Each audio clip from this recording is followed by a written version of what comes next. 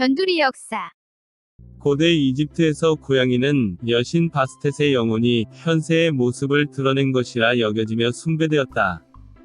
고양이 그림조차 매우 신성한 대접을 받았기 때문에 기원전 525년 페르시아가 이집트를 침략했을 때 페르시아 군대는 방패를 고양이 그림으로 덮어서 창을 던지려는 이집트인들이 주저하게끔 만드는 전술을 썼고, 결국 이것이 효과를 발휘해 펠루시움 전투에서 승리한다. 이집트의 고양이는 로마인들에 의해 유럽으로 유입되어 전역으로 퍼졌다. 쥐를 잡는 탁월한 능력 때문에 농경 사회에서 큰 사랑을 받았고, 집에서 함께 살며 애완동물이 되는 경우도 많았다. 중세 초기만 하더라도 교회에서 고양이를 흔히 볼 수 있었으며, 고양이에 대한 사랑이 깊었던 기독교 성인도 있었다.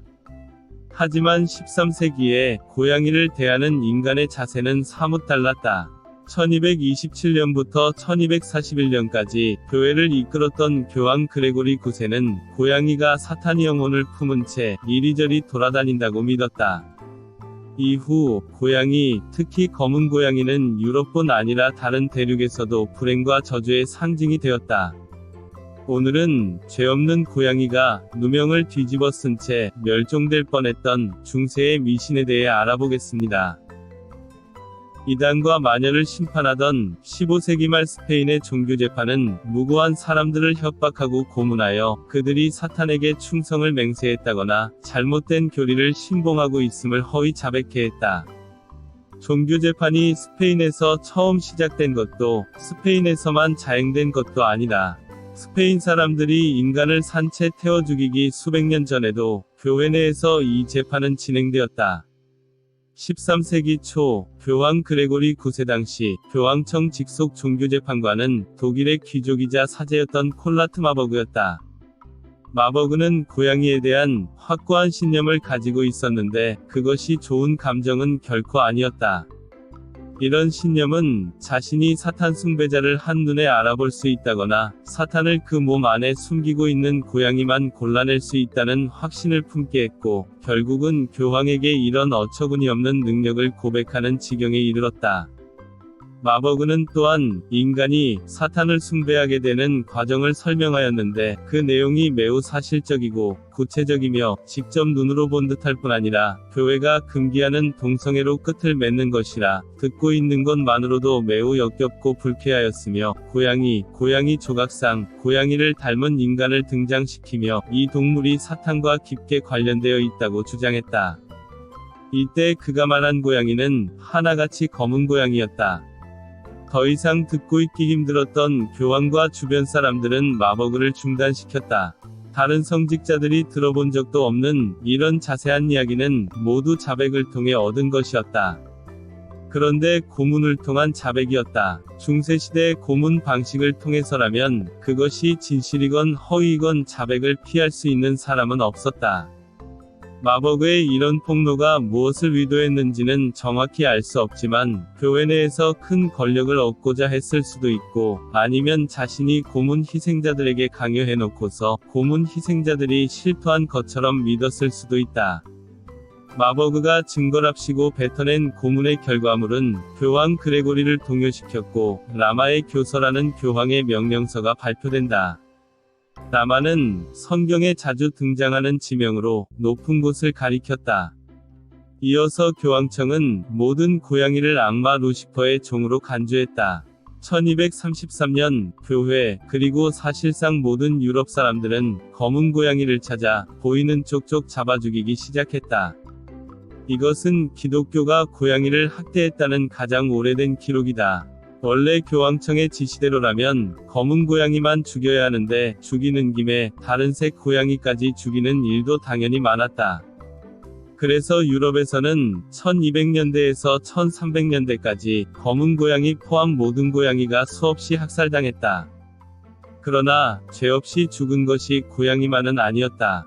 고양이를 통해 루시퍼와 내통한다는 의심을 받은 수천 명의 무고한 사람이 마녀라거나 악마 숭배자로 오해를 받아 고문당하거나 살해당하거나 고문당한 후 살해당했다.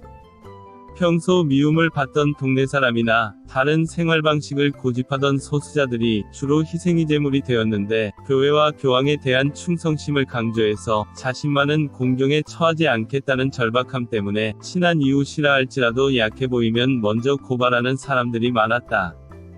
더 이상 죽일 만한 고양이를 찾아내는 것이 어려워질 때쯤 교황 그레고리 9세는 죽었다. 그리고 고양이의 순환도 끝나는 것처럼 보였지만 고양이가 사탄과 관련이 없다는 증거가 아직 없었으므로 고양이에 대한 혐오는 적지만 계속되었다. 14세기 중엽 흑사병이 창궐할 때 고양이가 전염병의 숙주라는 누명을 쓴 채 다시 대학살된다. 흑사병이 사그라들자 인간들은 뻔뻔해졌다. 자신들이 죄 없는 고양이를 얼마나 많이 죽였는지 기억 못하는 듯 다시 고양이의 귀여움에 끌렸다. 귀엽기도 하거니와 여러모로 골칫거리였던 쥐를 잘 잡는 탁월한 능력 때문에 고양이는 다시 이로운 동물로 받아들여졌다. 과거에 벌어졌던 고양이에 대한 오해가 잊혀지고 적절한 보상이 진행되었다. 그런데 고양이 학살에 대한 진상규명과 명예회복이 채 끝나지도 않은 15세기 말에 느닷없이 마녀사냥 시즌2가 개봉한다. 이 광기 충만한 교회의 사이비 축제가 전 유럽을 휩쓸면서 불쌍한 고양이는 또다시 마녀의 충실한 부하라는 누명을 쓰고 살해당한다. 스페인에서 특히 악명이 높았던 이 종교 재판 동안 교황 이노센트 7세가 고양이를 악의 축으로 규정하자 수천 마리의 고양이가 잡혀 죽었다.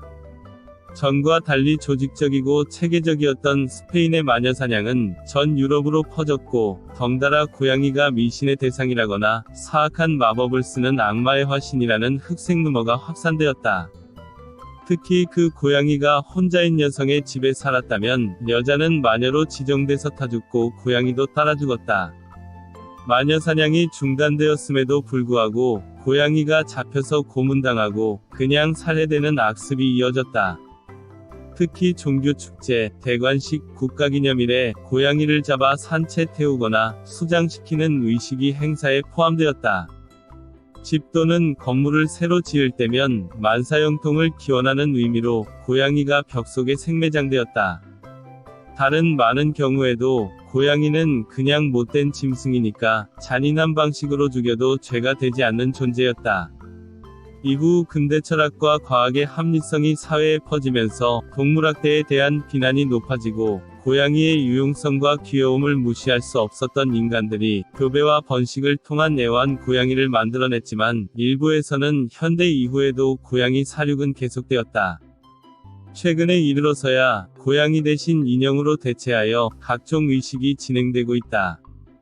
오늘은 종교가 주술을 만났는데 엉뚱하게 고양이가 멸종당할 뻔한 피해 역사를 알아봤습니다.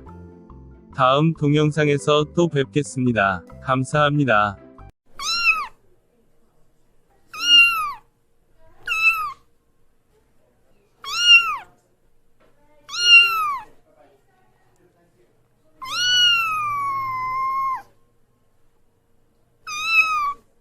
변두리 역사